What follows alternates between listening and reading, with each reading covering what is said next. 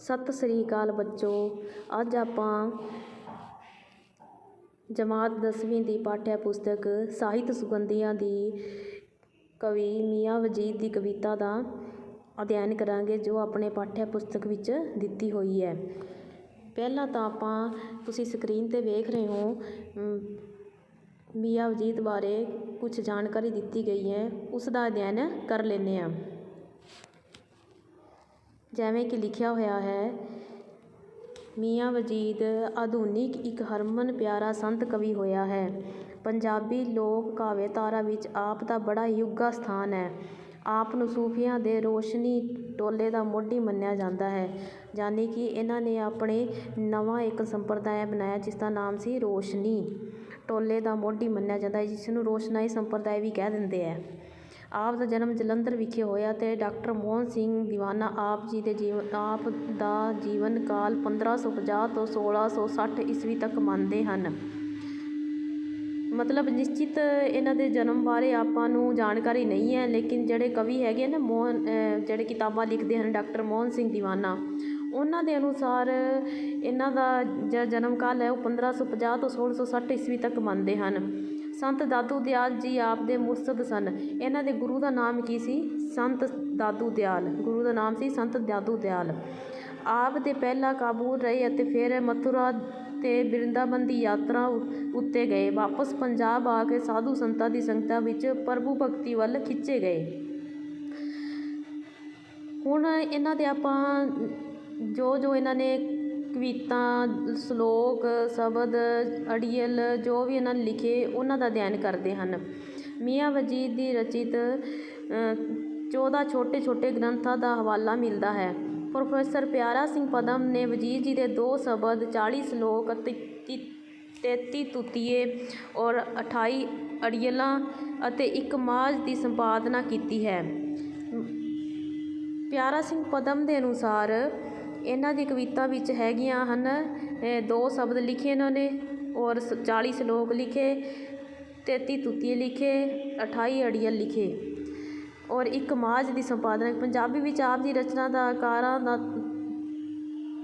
ਤਾਂ ਭਾਵੇਂ ਛੋਟੀਆਂ ਹਨ, ਪਰ ਇਸ ਦੀ ਸ਼ੈਲੀ ਵਿਲੱਖਣ ਭਾਂਤ ਦੀ। ਆਪ ਜੀ ਦੇ ਸ਼ਲੋਕਾਂ ਵਿੱਚ ਭਾਰਤੀ ਹਿੰਦੂ ਮਿਥਿਹਾਸ ਅਤੇ ਇਸਲਾਮੀ ਪਰੰਪਰਾ ਦੀ ਸ਼ਬਦਾਵਲੀ ਵਰਤੀ ਗਈ, ਅਰਥਾਤ ਇਹਨਾਂ ਨੇ ਆਪਣੇ ਰਚਨਾ ਵਿੱਚ ਭਾਰਤੀ ਹਿੰਦੂ ਮਿਥਿਹਾਸ ਔਰ ਪਰੰਪਰਾ, ਮਤਲਬ ਹਿੰਦੂ ਔਰ ਮੁਸਲਮਾਨਾਂ ਦੀ ਰਚਨਾ, ਇੱਕ ਸੱਭਿਆਚਾਰ, ਦੋਨਾਂ ਦੇ ਸੱਭਿਆਚਾਰਾਂ ਨੂੰ ਇੱਕ ਕਰਕੇ ਆਪਣੀ ਕਵਿਤਾ ਵਿੱਚ ਵਰਤਿਆ ਗਿਆ ਹੈ।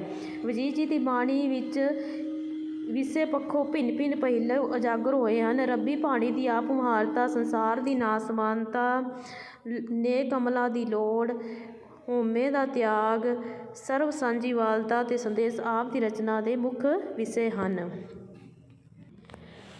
ਹੁਣ ਪਿਆਰੇ ਬੱਚਿਓ, ਮੀਆਂ ਵਜੀਦ ਜੀ ਦੇ ਇੰਟਰੋਡਕਸ਼ਨ ਤੋਂ ਬਾਅਦ ਆਪਣੇ ਪਾਠ्य ਪੁਸਤਕ ਵਿੱਚ ਉਹਨਾਂ ਦੇ ਸ਼ਲੋਕ ਦਿੱਤੇ ਗਏ ਹੈ, ਜੋ ਕਿ ਬਿਲਕੁਲ ਛੋਟੇ ਹਨ। ਹਰ ਸ਼ਲੋਕ ਦਾ ਉੱਪਰ ਨਾਮ ਦਿੱਤਾ ਗਿਆ ਹੈ ਅਤੇ ਆਪਾਂ ਉਹਨਾਂ ਦਾ ਅਧਿਐਨ ਸ਼ੁਰੂ ਕਰਦੇ ਹਨ। ਜਿਵੇਂ ਕਿ ਪਹਿਲਾ ਸ਼ਲੋਕ, ਇਕੰਨਾ ਦੇ ਘਰ ਪੁੱਤ। ਹੁਣ ਥੱਲੇ ਪੜ੍ਹੀਏ, ਇਕੰਨਾ ਦੇ ਘਰ ਪੁੱਤ, ਪੁੱਤਾਂ ਦੇ ਘਰ ਪੋਤਰੇ, ਇਕੰਨਾ ਦੇ ਘਰ ਧੀਆਂ, ਧੀਆਂ ਘਰ ਦੋਤਰੇ, ਇਕੰਨਾ ਦੇ ਘਰ ਇੱਕ, ਤੇ ਉਹ ਵੀ ਜਾਏ ਮਰ, ਵਜੀਦਾ ਕੌਣ ਸਾਹਿਬ ਨੂੰ ਆਖੇ, ਇਉਂ ਨਹੀਂ ਇਉਂ ਕਰ। ਆਪਣੇ ਪ੍ਰਸੰਗ ਸਹਿਤ ਵਿਆਖਿਆ ਆਉਂਦੀ ਹਨ, ਉਹਦੇ ਵਿੱਚ ਆਪਾਂ ਪਹਿਲਾਂ ਤਾਂ ਪ੍ਰਸੰਗ ਲਿਖਾਂਗੇ, ਫਿਰ ਇਹਨਾਂ ਪੰਕਤੀਆਂ ਦੀਆਂ ਜੋ ਵੀ ਪੰਕਤੀਆਂ ਆਪਾਂ ਨੂੰ ਪੇਪਰ 'ਚ ਦਿੱਤੀਆਂ ਹੋਣਗੀਆਂ ਉਹਦੀ ਵਿਆਖਿਆ ਕਰਨੀ ਹੁੰਦੀ ਹੈ। ਵਿਆਖਿਆ ਕਰਾਂਗੇ ਤਾਂ ਇਹਦੇ ਵਿੱਚ ਵਜੀਦ ਜੀ ਕਹਿ ਰਹੇ ਹਨ, ਇਕਨਾਂ ਦੇ ਘਰ ਪੁੱਤ, ਪੁੱਤਾਂ ਦੇ ਘਰ ਪੋਤਰੇ। ਕਹਿੰਦੇ ਹਨ ਕਿ ਕਈਆਂ ਦੇ ਘਰ ਪੁੱਤ ਜਨਮ ਲੈਂਦੇ ਹਨ ਅਤੇ ਪੁੱਤਾਂ ਦੇ ਘਰ ਅੱਗੇ ਦੋਤਰੇ, ਮਤਲਬ ਕਈਆਂ ਦੇ ਘਰ ਪੁੱਤ ਔਰ ਪੁੱਤਾਂ ਦੇ ਘਰ ਅੱਗੇ ਪੋਤਰੇ, ਮਤਲਬ ਪੁੱਤ ਜਨਮ ਲੈਂਦੇ ਹਨ, ਪੁੱਤਾਂ ਦੇ ਗਾਂ ਪੋਤਰੇ, ਫਿਰ ਇਕਨਾਂ ਦੇ ਘਰ ਧੀਆਂ, ਧੀਆਂ ਦੇ ਘਰ ਦੋਤਰੇ, ਔਰ ਕਈਆਂ ਦੇ ਘਰ ਧੀਆਂ ਜਨਮ ਲੈਂਦੀਆਂ ਹਨ ਅਤੇ ਧੀਆਂ ਦੇ ਘਰ ਕਾਂ ਦੋਤਰੇ। ਔਰ ਇਕਨਾਂ ਦੇ ਘਰ ਇੱਕ ਤੇ ਉਹ ਵੀ ਜ਼ਿਆਦੇ ਮਰ। ਕਹਿੰਦੇ ਵੀ ਕਈਆਂ ਦੇ ਘਰ ਤਾਂ ਪੁੱਤ ਜਨਮ ਲੈਂਦੇ ਔਰ ਪੁੱਤਾਂ ਦੇ ਗਾਂ ਪੋਤੇ ਹੋ ਜਾਂਦੇ ਹਨ, ਔਰ ਇਕਨਾਂ ਦੇ ਘਰ ਕਈਆਂ ਦੇ ਘਰ ਮਤਲਬ ਧੀਆਂ ਜਨਮ ਲੈਂਦੀਆਂ, ਧੀਆਂ ਦੇ ਗਾਂ ਦੋਹਤਰੇ ਹੋ ਜਾਂਦੇ ਹੋ, ਔਰ ਕਈਆਂ ਦੇ ਘਰ ਇੱਕ ਹੀ ਪੁੱਤ ਹੁੰਦਾ ਹੈ ਤੇ ਉਹ ਵੀ ਜਾਂਦਾ ਮਰ। ਤੇ ਫਿਰ ਵੀ ਮੀਆਂ ਵਜ਼ੀਰ ਜੀ ਕਹਿੰਦੇ ਹਨ ਕਿ ਵਿਜੀਤਾ ਕੌਣ ਸਾਹਿਬ ਨੂੰ ਆਖੇ ਉਹ ਨਹੀਂ ਇਵ ਕਰ। ਯਾਨੀ ਕਿ ਵਜ਼ੀਰ ਜੀ ਕਹਿ ਰਹੇ ਹਨ ਕਿ ਆਪਾਂ ਉਸ ਰੱਬ ਦੇ ਭਾਣੇ ਅੱਗੇ ਕੁਛ ਵੀ ਨਹੀਂ ਕਰ ਸਕਦੇ, ਨਾ ਤਾਂ ਆਪਾਂ ਉਹਨੂੰ ਕਹਿ ਸਕਦੇ ਹਾਂ ਵੀ ਤੂੰ ਐਵੇਂ ਕਰ ਜਾਂ ਉਵੇਂ ਕਰ। ਉਸ ਦੀ ਮਰਜ਼ੀ ਅੱਗੇ ਆਪਣਾ ਕੋਈ ਜ਼ੋਰ ਨਹੀਂ ਹੈ, ਜੋ ਉਸ ਨੂੰ ਚੰਗਾ ਲੱਗਦਾ ਹੈ ਉਹੀ ਕਰਦਾ ਹੈ। ਹੁਣ ਬੱਚਿਓ ਆਪਾਂ ਅਗਲਾ ਸ਼ਲੋਕ ਪੜ੍ਹਦੇ ਹਾਂ, ਜਿਸ ਦਾ ਨਾਮ ਹੈ ਉਤਪਤ ਸਭ ਸੰਸਾਰ। ਜਿਵੇਂ ਕਿ ਇਸ ਦੇ ਨਾਮ ਤੋਂ ਹੀ ਪਤਾ ਚੱਲ ਰਿਹਾ ਹੈ ਕਿ ਸਾਰੇ ਸੰਸਾਰ ਦੀ ਉਤਪਤੀ ਕੌਣ ਕਰਦਾ ਹੈ, ਉਹ ਇਸ ਸ਼ਲੋਕ ਰਾਹੀਂ ਮੀਆਂ ਵਜ਼ੀਰ ਜੀ ਦੱਸ ਰਹੇ ਹਨ। ਉਤਪਤ ਸਭ ਸੰਸਾਰ ਜੋ ਸੱਚੇ ਰੱਬ ਦੀ, ਉਤਪਤ ਸਭ ਸੰਸਾਰ ਜੋ ਸੱਚੇ ਰੱਬ ਦੀ, ਇੱਕ ਸਾਹਿਬ ਨੇ ਰਚੀ ਰੂਹ ਸਭ ਦੀ, ਇੱਕ ਸਾਹਿਬ ਨੇ ਰਚੀ ਰੂਹ ਸਭ ਦੀ, ਇੱਕ ਨਾ ਰਹਾ ਸਰੀਅਤ ਇੱਕ ਨਾ ਰਹਾ ਹਰੀ, ਵਜੀਦਾ ਕੌਣ ਸਾਹਿਬ ਨੂੰ ਆਖੇ ਇਵ ਨਹੀਂ ਇਵ ਕਰ। ਅਰਥਾਤ ਸਾਰੇ ਸੰਸਾਰ ਦੀ ਉਤਪਤੀ ਉਸ ਸੱਚੇ ਰੱਬ ਨੇ ਕੀਤੀ ਹੈ। ਉਤਪਤ ਸਭ ਸੰਸਾਰ ਜੋ ਸੱਚੇ ਰੱਬ ਦੀ, ਮਤਲਬ ਜਿਹੜਾ ਵੀ ਸੰਸਾਰ ਦੀ ਉਤਪਤੀ ਉਹ ਕਿਸ ਨੇ ਕੀਤੀ? ਸੱਚੇ ਰੱਬ ਨੇ। ਇੱਕ ਸਾਹਿਬ ਨੇ ਰਚੀ ਰੂਹ ਸਭ ਦੀ, ਮਤਲਬ ਉਸ ਵਾਹਿਗੁਰੂ ਨੇ, ਉਸ ਰੱਬ ਨੇ ਸਾਰਿਆਂ ਦੀ ਆਤਮਾ ਦੀ ਰਚਨਾ ਕੀਤੀ ਹੈ, ਸਾਰਿਆਂ ਦੀ ਰੂਹ ਰਚੀ ਹੈ। ਕੋਈ ਇੱਕ ਨਾ ਰਾਹ ਸਰੀਅਤ ਇੱਕ ਨਾ ਰਾਹ ਹਰੀ। ਅਰਥਾਤ ਕੋਈ ਇੱਥੇ ਹੀ ਰਹਿ ਕੇ ਮੁਸਲਮਾਨ ਔਰ ਹਿੰਦੂ ਹਨ, ਕੋਈ ਤਾਂ ਮੁਸਲਮਾਨ ਸਰਾਂ ਦੇ ਨਿਯਮ ਦੀ ਪਾਲਣਾ ਕਰਦਾ ਹੈ ਅਤੇ ਕੋਈ ਇੱਥੇ ਰਹਿ ਕੇ ਹਿੰਦੂ ਜਿਹੜੇ ਹੁੰਦੇ ਆ ਉਹ ਰਾਮ ਅਤੇ ਹਰੀ ਦੀ ਪੂਜਾ ਕਰਦੇ ਹਨ। ਜਿੱਦਾਂ ਕੌਣ ਸਾਹਿਬ ਨੂੰ ਆਖੇ ਇਵ ਨਹੀਂ ਊ ਕਰ। ਅਰਥਾਤ ਇੱਥੇ ਵਜ਼ੀਰ ਜੀ ਕਹਿੰਦੇ ਹਨ ਕਿ ਉਸ ਸਾਹਿਬ ਦੀ ਰਚਨਾ ਹੈ ਸਭ, ਉਸ ਨੂੰ ਆਪਾਂ ਉਸ ਦੇ ਅੱਗੇ ਆਪਾਂ ਕੁਛ ਵੀ ਨਹੀਂ ਕਹਿ ਸਕਦੇ ਕਿ ਤੂੰ ਐਵੇਂ ਕਰ ਤੂੰ ਉਵੇਂ ਕਰ। ਉਸ ਨੂੰ ਜੋ ਵਧੀਆ ਲੱਗਦਾ ਹੈ ਉਹ ਆਪਣੀ ਮਰਜ਼ੀ ਦੇ ਨਾਲ ਕਰ ਰਿਹਾ ਹੈ। ਹੁਣ ਆਪਾਂ ਅਗਲਾ ਸ਼ਲੋਕ ਦੇਖਦੇ ਹਨ, ਜਿਹਦੇ ਵਿੱਚ ਰਾਵਣ ਵੱਡਾ ਹੰਕਾਰੀ, ਰਾਵਣ ਦੇ ਹੰਕਾਰ ਦੇ ਬਾਰੇ ਅਗਲੇ ਪੈਰਾਗ੍ਰਾਫ 'ਚ ਲਿਖਿਆ ਗਿਆ ਹੈ। ਅਗਲੇ ਸ਼ਲੋਕ ਦੇ ਵਿੱਚ ਲਿਖਿਆ ਗਿਆ ਹੈ, ਰਾਵਣ ਵੱਡਾ ਹੰਕਾਰੀ ਲੰਕਾ ਜਿੱਤ ਕਰ, ਕੋਟ 33 ਦੇਵ ਬੰਦੀ ਚਿਤ ਦਰ, ਦਿਤੋਸ ਖਾਕ ਰੁਲਾਈਆ ਇਕਸੇ ਪਲਕ ਪਰ, ਵਜੀਦਾ ਕੌਣ ਸਾਹਿਬ ਨੂੰ ਆਖੇ ਇਉਂ ਨਹੀਂ ਇਵ ਕਰ। ਜਿਵੇਂ ਕਿ ਪਹਿਲੀ ਲਾਈਨ ਹੈ, ਰਾਵਣ ਵੱਡਾ ਹੰਕਾਰੀ ਲੰਕਾ ਜਿੱਤ ਕਰ। ਜਿਹੜਾ ਰਾਵਣ ਕੀ ਲੰਕਾ ਦਾ ਬਹੁਤ ਵੱਡਾ ਹੰਕਾਰੀ ਸੀਗਾ, ਉਸਨੇ ਲੰਕਾ ਜਿੱਤ ਕੇ ਆਪਣੇ ਵੰਸ਼ ਵਿੱਚ ਕਰ ਲਈ। ਕੋਟ 33 ਦੇਵ ਬੰਦੀ ਚਿੱਤਰ, ਔਰ ਜਿਹੜੇ 33 ਕਰੋੜ ਦੇਵੀ ਦੇਵਤਾ ਸੀ ਉਹ ਵੀ ਉਸਦੇ ਵਸ ਵਿੱਚ ਸਨ, ਉਸਦੇ ਗੁਲਾਮ ਸਨ। ਪਰ ਦੇਤੋਸ ਖਾਕ ਰੁਲਾਈ ਇਕਸੇ ਪਲਕ ਪਰ ਉਸ ਰੱਬ ਦੀ ਕਿਰਪਾ ਅੱਗੇ, ਉਸਦੇ ਰੱਬ ਦੇ ਭਾਣੇ ਅੱਗੇ ਕਿਸ ਦਾ ਜ਼ੋਰ ਚੱਲਦਾ ਹੈ। ਉਸਨੇ ਉਸਦਾ ਘਮੰਡ ਤੋੜਤਾ ਅਤੇ ਉਸਦਾ ਗਰੂਰ ਤੋੜਨ ਵਾਸਤੇ ਸ਼੍ਰੀ ਰਾਮ ਚੰਦਰ ਦੀ ਹੱਥੋਂ ਮਾਰਿਆ ਗਿਆ। ਇਸ ਤਰ੍ਹਾਂ ਰੱਬ ਨੇ ਉਸ ਨੂੰ ਇੱਕ ਪਲ ਵਿੱਚ ਹੀ ਮਿੱਟੀ ਵਿੱਚ ਮਿਲਾ ਦਿੱਤਾ। ਇਸ ਤਰ੍ਹਾਂ ਰੱਬ ਜਦੋਂ ਕਿਸੇ ਦਾ ਨਾਸ਼ ਕਰਨਾ ਚਾਹੁੰਦਾ ਹੈ ਤਾਂ ਉਸ ਨੂੰ ਕੋਈ ਰੋਕ ਨਹੀਂ ਸਕਦਾ, ਕੋਈ ਉਸ ਨੂੰ ਇਹ ਨਹੀਂ ਕਹਿ ਸਕਦਾ ਕਿ ਤੂੰ ਇਸ ਤਰ੍ਹਾਂ ਨਾ ਕਰ ਸਗੋਂ ਉਸ ਤਰ੍ਹਾਂ ਕਰ। ਰੱਬ ਦੇ ਭਾਣੇ ਅੱਗੇ ਆਪਣੀ ਕੋਈ ਮਰਜ਼ੀ ਨਹੀਂ ਚੱਲਦੀ ਹੈ। ਹੁਣ ਪਿਆਰੇ ਬੱਚਿਓ ਆਪਾਂ ਅਗਲਾ ਸ਼ਲੋਕ ਦੇਖਦੇ ਹਨ ਕਿ ਇਸ 'ਚ ਵਜ਼ੀਰ ਜੀ ਕੀ ਕਹਿੰਦੇ ਹਨ। ਗਊਆ ਦਿੰਦਾ ਕਾਂ, ਗਊਆ ਦਿੰਦਾ ਕਾਂ ਮਲਿੰਦਾ ਕੁੱਤੀਆਂ, ਜਾਗਦਿਆਂ ਦੀ ਖੋਹ ਕੇ ਦਿੰਦਾ ਸੁੱਤਿਆਂ, ਚਹੂੰ ਕੁੱਟੀ ਹੈ ਪਾਣੀ ਤਾਲ ਸਰਬ ਸਰ, ਵਜੀਦਾ ਕੌਣ ਸਾਹਿਬ ਨੂੰ ਆਖੇ ਇਵ ਨਹੀਂ ਇਵ ਕਰ। ਇਹਦੇ ਵਿੱਚ ਕਹਿੰਦਾ ਹਨ ਕਿ ਗਊਆ ਦਿੰਦਾ ਕਾਂ ਮਲਿੰਦਾ ਕੁੱਤੀਆਂ, ਮਲਿੰਦਾ ਮਤਲਬ ਚੂਰੀ, ਘਾਹ ਮਤਲਬ ਗਾਂ ਹੈ ਨਾ। ਇਹਦੇ ਵਿੱਚ ਕਹਿੰਦਾ ਹੈ ਕਿ ਕਊਆ ਦਿੰਦਾ ਕਾਂ ਮਲਿੰਦਾ ਕੁੱਤੀਆਂ, ਕਿ ਵਜ਼ੀਰ ਜੀ ਫਰਮਾਉਂਦੇ ਆ ਕਿ ਪ੍ਰਮਾਤਮਾ ਦੀ ਲੀਲਾ ਅਜੀਬ ਹੈ। ਜਿਹੜੀਆਂ ਗਊਆਂ ਸਾਨੂੰ ਦੁੱਧ ਦਿੰਦੀਆਂ ਹਨ ਉਹਨਾਂ ਨੂੰ ਘਾਹ ਦਿੰਦਾ ਹੈ, ਪਰ ਕੁੱਤਿਆਂ ਨੂੰ ਚੂਰੀਆਂ ਦਿੰਦਾ ਹੈ। ਮਲਿੰਦਾ ਕੁੱਤੀਆਂ, ਮਲਿੰਦਾ ਮਤਲਬ ਚੂਰੀ, ਕੁੱਤਿਆਂ ਨੂੰ ਚੂਰੀ ਦਿੰਦਾ ਹੈ। ਜਾਗਦਿਆਂ ਦੀ ਖੋਹ ਕੇ ਦਿੰਦਾ ਸੁੱਤਿਆਂ, ਉਹ ਜਾਗਦਿਆਂ ਤੋਂ ਖੋਹ ਲੈਂਦਾ ਹੈ ਅਤੇ ਸੁੱਤਿਆਂ ਨੂੰ ਦੇ ਦਿੰਦਾ ਹੈ। ਉਸਦੀ ਲੀਲਾ ਅਪਰੰਪਾਰ ਹੈ। ਚੂਹ ਕੁੱਟੀ ਹੈ ਪਾਣੀ ਤਾਲ ਸਰਬ ਸਰ, ਧਰਤੀ ਉੱਤੇ ਚਾਰੇ ਪਾਸੇ ਉਸ ਦੀ ਮਿਹਰ ਦਾ ਪਾਣੀ ਹੈ ਅਤੇ ਉਸ ਦੇ ਤਾਲਵਾਂ ਅਤੇ ਸਰੋਵਰਾਂ ਨੂੰ ਨੱਕੋ ਨੱਕ ਭਰਿਆ ਹੋਇਆ ਹੈ। ਇਹ ਸਭ ਕੁਝ ਰੱਬ ਦੇ ਭਾਣੇ ਅਨੁਸਾਰ ਹੀ ਹੈ। ਵਜੀਦਾ ਕੌਣ ਸਾਹਿਬ ਨੂੰ ਆਖੇ ਇਉਂ ਨਹੀਂ ਇਵ ਕਰ। ਜੀ ਕਹਿੰਦੇ ਹਨ ਕਿ ਕੌਣ ਸਾਹਿਬ ਨੂੰ ਆਖੇ ਕਿ ਤੂੰ ਐਵੇਂ ਕਰ ਅਤੇ ਉਵੇਂ ਕਰ। ਕੋਈ ਉਸ ਨੂੰ ਇਹ ਨਹੀਂ ਕਹਿ ਸਕਦਾ ਹੈ ਕਿ ਤੂੰ ਸਗੋਂ ਐਵੇਂ ਕਰ ਜਾਂ ਉਵੇਂ ਕਰ। ਰੱਬ ਦੀ ਮਹਿਮਾ ਅਪਰੰਪਾਰ ਹੈ। ਹੁਣ ਆਪਾਂ ਅਗਲਾ ਸਲੋਕ ਪੜ੍ਹਦੇ ਹਾਂ, ਜਿਸ ਦਾ ਨਾਮ ਹੈ ਮੂਰਖ ਨੋ ਸਵਾਰੀ।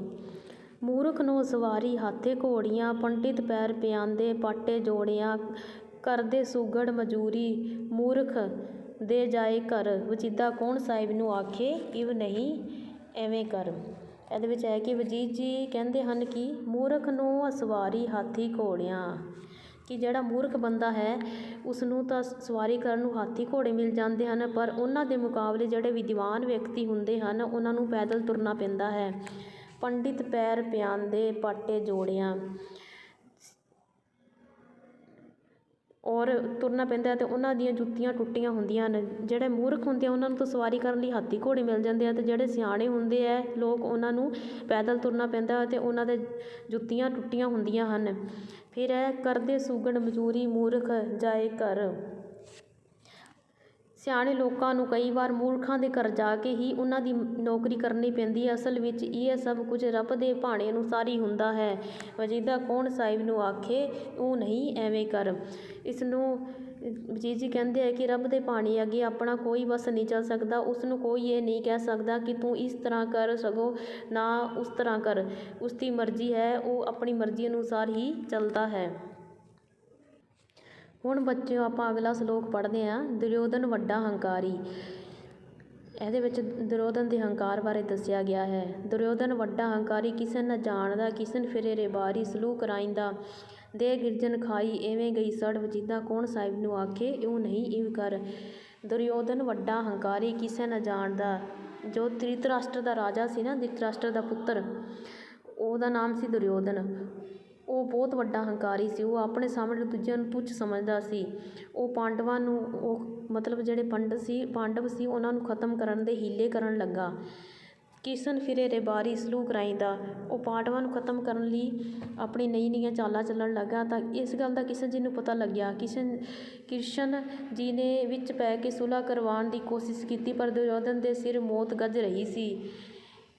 ਅਤੇ ਫਿਰ ਉਹ ਕੀ ਹੋਇਆ, ਪਾਂਡਵਾਂ ਦੇ ਹੱਥੋਂ ਦੁਰਯੋਧਨ ਮਾਰਿਆ ਗਿਆ। ਦੇ ਗਿਰਜਨ ਖਾਈ ਐਵੇਂ ਗਈ ਸੜ। ਮਤਲਬ ਐਵੇਂ ਦੇ ਹੰਕਾਰੀ ਲੋਕਾਂ ਦੀ ਦੇਹ ਹੈਗੀ ਹੈ, ਉਸ ਰੱਬ ਦੇ ਭਾਣੇ ਦੇ ਅੱਗੇ ਆਪਾਂ ਕੁਛ ਵੀ ਨਹੀਂ ਕਰ ਸਕਦੇ। ਉਸ ਦੀ ਜਿਹੜੀ ਦੇਹ ਸੀ ਉਹ ਗਿਰਜਾਂ ਨੇ ਵੀ ਨਹੀਂ ਖਾਧੀ, ਉਹ ਅਸਲ ਵਿੱਚ ਉੱਦਾਂ ਹੀ ਪਈ ਸੜ ਗਈ। ਇਹ ਰੱਬ ਦਾ ਭਾਣਾ ਹੀ ਹੈ ਕਿ ਉਸ ਦੀ ਜੋ ਹੰਕਾਰਪੁਣਾ ਸੀ ਉਹ ਨਹੀਂ ਖਤਮ ਹੋਇਆ।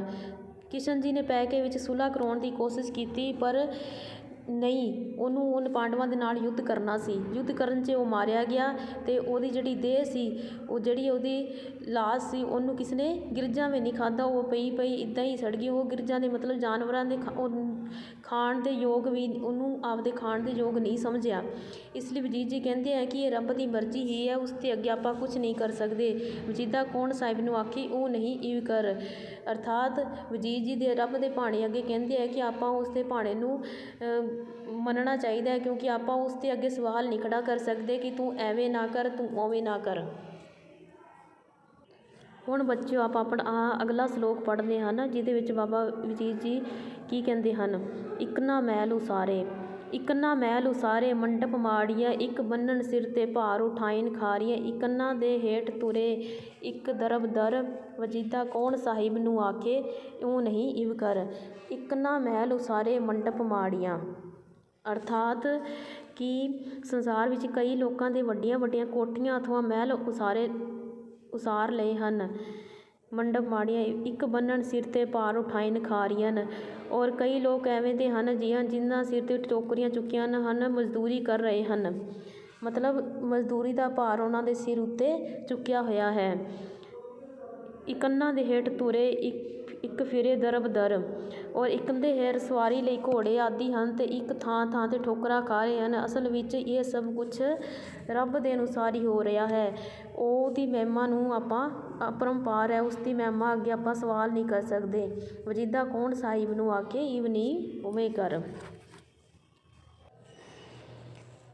ਹੁਣ ਪਿਆਰੇ ਬੱਚਿਓ, ਆਪਾਂ ਅਗਲਾ ਲਾਸਟ ਪੈਰਾਗ੍ਰਾਫ ਮੀਆਂ ਵਜੀਦ ਜੀ ਦੀ ਕਵਿਤਾ ਦਾ ਪੜ੍ਹਦੇ ਹਨ। ਪੜ੍ਹਕਰ ਪੰਡਿਤ ਨਿਤ ਲੋਕਾ ਸਮਝਾਇੰਦਾ, ਕਰ ਚਲਦੇ ਦੀ ਖਬਰ ਨ ਹਰਗਿਜ਼ ਪਾਇੰਦਾ, ਜੋ ਕੁਛ ਪੋਥੀ ਕਹੇ ਨ ਪੰਡਿਤ ਮਾਨਹੀ, ਵਜੀਦਾ ਪੜ੍ਹਨ ਕਰਨ ਮੈਂ ਭੇਦ ਖਾਕ ਸਿਰ ਛਾਨੀਐ।